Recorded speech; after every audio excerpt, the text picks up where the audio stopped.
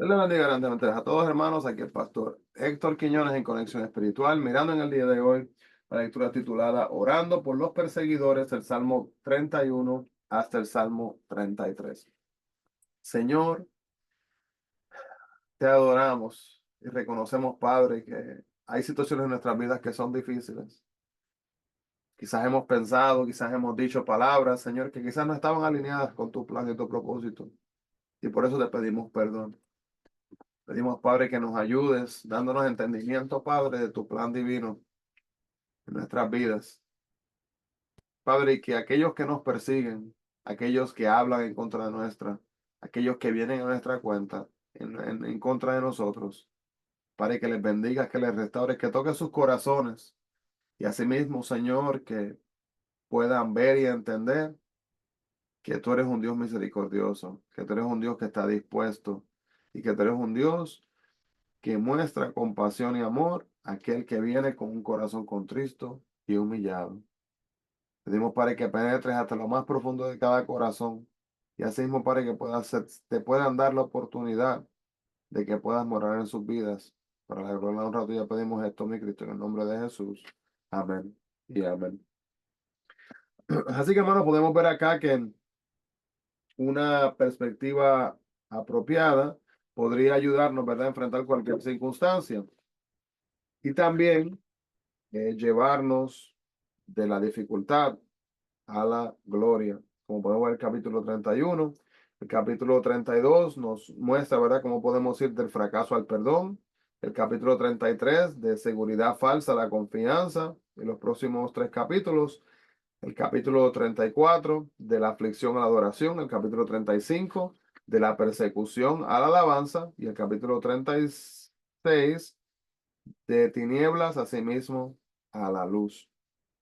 Esto se puede ver, hermanos, también nuevamente mencionado en el Salmo y cuando se ve lo que es el cumplimiento también en el Nuevo Testamento. Amar al amable, hermanos, es fácil. Amar a quien no es amable puede ser difícil. Pero ¿qué es de amar al antipático? ¿Verdad? A eso el cristiano es llamado. Piensa en las palabras de Cristo a sus discípulos: amar a vuestros enemigos, bendecir a los que os maldicen y hacer bien a los que os aborrecen, y orar por los que os ultrajan y os persiguen. Mateo 5:44. ¿Y cómo puede uno orar, hermanos, por gente así? Una pregunta que tenemos que meditar en ella verdaderamente, ¿verdad? Vamos a ver acá lo que nos muestra la palabra. Dice acá que David clamó a Dios para que lo librara. Él quería que Dios detuviera a aquellos que injustamente le estaban causando problemas. Por lo tanto, David hizo su petición basado en lo que él conocía del nombre o carácter de Dios. Como Dios es justo y amoroso, él quiere liberar a su pueblo. Decimos muchas veces, ¿verdad?, que tenemos fe en Dios, pero ¿confiamos realmente en él, hermanos? Las palabras de David: en tu mano encomiendo mi espíritu, transmiten su completa confianza en Dios. Jesús utilizó esta frase cuando estaba muriendo en la cruz, mostrando su absoluta dependencia en Dios el Padre en Lucas 23:46. Esteban repitió estas palabras cuando estaba siendo apedreado también en Hechos 7:59, confiando a sí mismo que en la muerte y simplemente estaba pasando del cuidado terrenal de Dios al cuidado eterno. Debemos de comprometernos totalmente con Dios y entender, hermanos, que David aquí quería hacer un contraste, ¿verdad? Cuando menciona repentinamente el tema de la idolatría, como de donde salió el tema ese, de repente, era un contraste entre su total devoción a Dios y la adoración diluida ofrecida por muchos israelitas. ¿Por qué diluida? Recordamos, hermanos, que al casarse con personas de otros lugares, estaban trayendo estas culturas, estas prácticas y costumbres y estaban metiendo eso con las prácticas de honrar a Dios. Los rituales religiosos paganos nunca fueron completamente borrados de Israel ni de Judá, a pesar de los esfuerzos que llevó a cabo David y otros reyes. Obviamente, una persona que se inclinaba ante los ídolos no podía depositar su espíritu en las manos de Dios. Cuando colocamos los ídolos actuales, dice, ídolos, que yo no adoro ídolos, pero mire, hermano, ¿qué puede convertirse en ídolos? ¿Qué tal las riquezas, las posesiones materiales, aún el éxito? Y como primer lugar de nuestras vidas, no podemos esperar que el Espíritu de Dios nos guíe. Dios es nuestra autoridad suprema y requiere nuestra primera lealtad.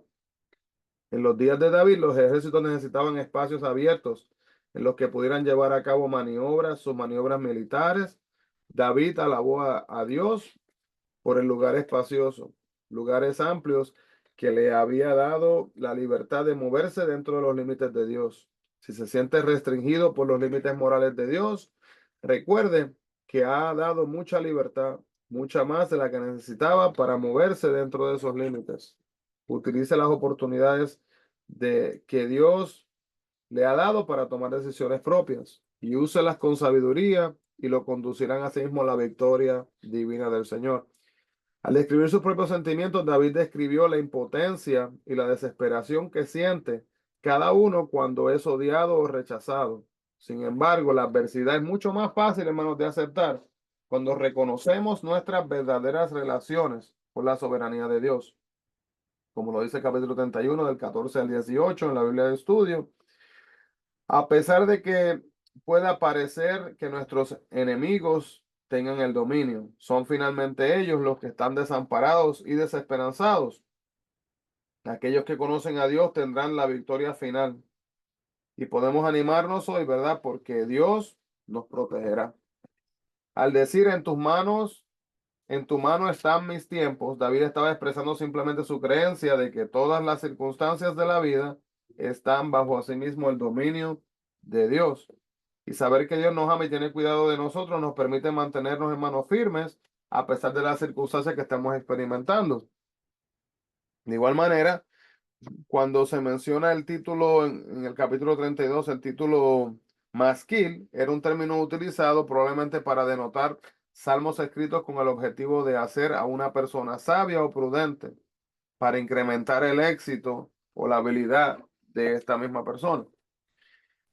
Si leemos este salmo, hermano, el Salmo 32,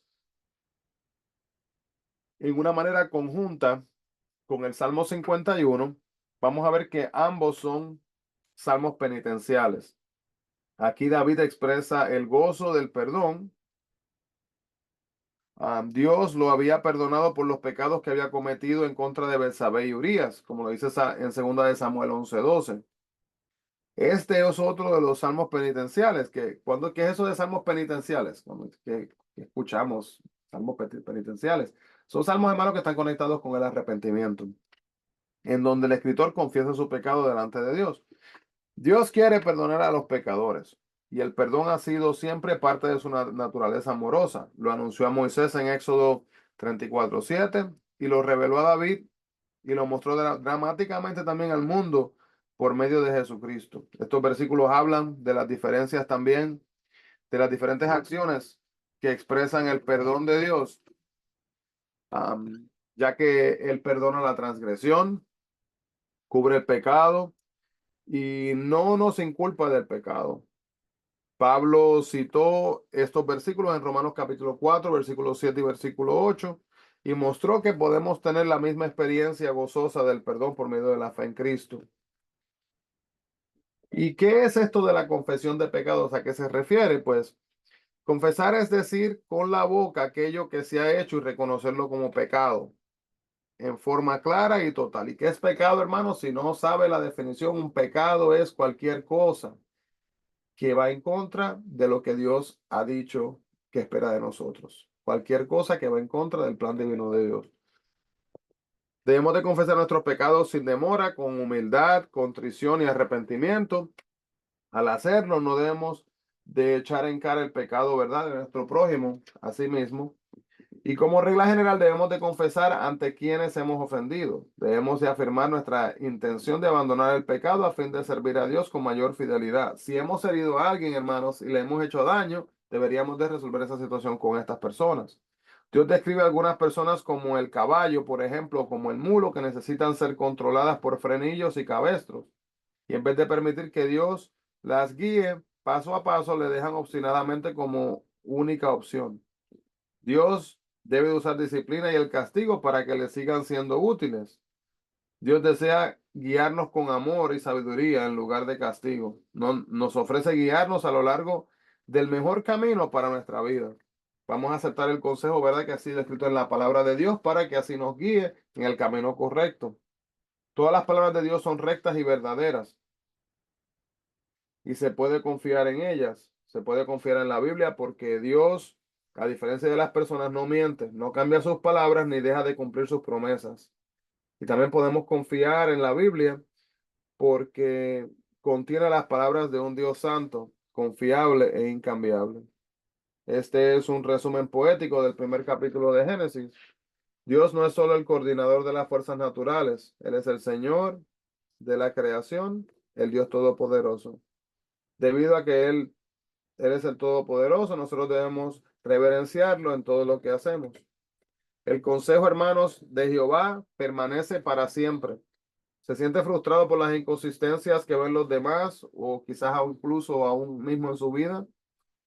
Recuerde, hermano, que Dios es completamente digno de confianza. Las intenciones de Dios siempre permanecen y nunca cambian. Existe la promesa de que todo lo bueno y lo perfecto proviene del Creador, en el cual no hay mudanza ni sombra de variación, como lo dice Santiago capítulo 1, versículo 17. Así que cuando usted se pregunte si hay alguien en el que pueda confiar, recuerde que Dios lo puede hacer plenamente. Vamos a permitirle a Dios así mismo que Él aconseje, que Él confíe en sus planes para la vida. Cuando se habla del capítulo 33, 16 y 17, que se menciona la palabra caballo, se refiere a la fuerza militar, porque Dios gobierna y domina cada nación. Sus líderes nunca deberían de poner su confianza en el poder físico. La base de nuestra esperanza no está en el poder militar o cuánto tengamos físicamente. Nuestra esperanza está en Dios y en su ofrecimiento misericordioso de salvarnos. Así mismo si confiamos en Él. Y el capítulo 33, 18 y 19, pues eso no es una promesa. Déjenme se lo leo. 33, 18 y 19 dice, He aquí el ojo de Jehová sobre los que le temen, sobre los que esperan en su misericordia, para librar sus almas de la muerte y para darles vida en tiempo de hambre. Así que esto no es una promesa que garantiza que todos los creyentes, ¿verdad?, van a escapar del hambre o de una muerte violenta. No es eso lo que está diciendo, ya que a miles de santos cristianos, ¿verdad?, los han golpeado hasta la muerte, flagelado, y han sido comidos por leones, ejecutados, como dice Romanos 8, 35 y 36, Hebreos 11, 32 al 40. Pero Dios puede y a menudo lo hace milagrosamente salvar a sus seguidores del dolor y de la muerte. Pero en ocasiones, hermanos, por propósitos que solamente Él conoce bajo su propia sabiduría, no pasa de esa manera. En medio de esta dura realidad debemos centrarnos en los juicios sabios de Dios y entender que David estaba pidiendo la protección y el cuidado de Dios. En momentos de crisis, hermanos, tenemos nosotros que hacerle exactamente lo mismo. Vamos a pedir la dirección de Dios y estar dispuestos en reconocer a Cristo como nuestra esperanza. Señor, te adoramos y agradecemos, Padre, por esta palabra y por recordarnos que tenemos que mantener nuestra visión enfocada en ti y no en nada que nos rodee ni en nadie que nos rodee, Señor, sino buscarte a ti en espíritu y en verdad diariamente. Venir delante de ti, Señor, con manos limpias y dispuestos a permitir que obres en nuestras vidas. Guía nuestro paso, Señor, y ayúdanos a que así mismo podamos vivir vidas que busquen honrarte. Te adoramos y agradecemos esto así mismo en el nombre de Jesús. Amén y amén. Y Dios les bendiga grandemente a todos. Bendiciones, hermanos. Y no se olviden, busquemos la presencia del Señor.